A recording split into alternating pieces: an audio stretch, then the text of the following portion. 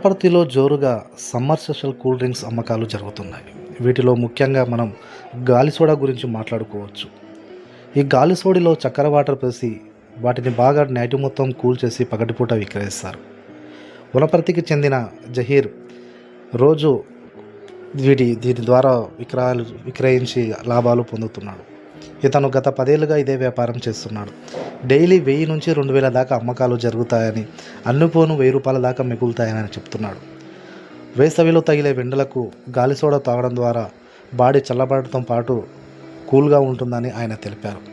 అలాగే వీటితో పాటు అన్ని రకాల కూల్ డ్రింక్స్ అనగా మజ్జిగ, లస్సీ, మిక్సింగ్, బాదం, లెమన్, మజ్జిగ వంటివి కూడా చిన్న చిన్న డబ్బాలలో అక్కడక్కడ పెట్టి విక్రయిస్తుంటారు.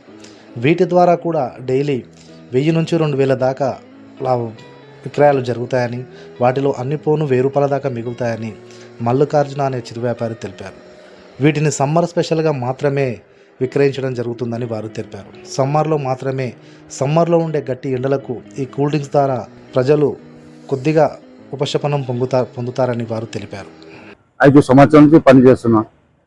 గోలీ సోడా అమ్ముతున్నా. రోజు ఒక 1500, 100 సీసాలు, 120 సీసాలు సంబరంలోనే పోతాయి సార్. ఇప్పుడు వానాకాలం, చలికాలం పోవు కదా. స్పెషల్ అంటే ఎండ ఎట్లా ఉంటుంది, మనకు కూడా గిరాకీ అట్లా ఉంటుంది. నైట్ పూటనా కూలింగ్ పొద్దున తెల్లవార 5 గంటల వరకు చేస్తాం సార్.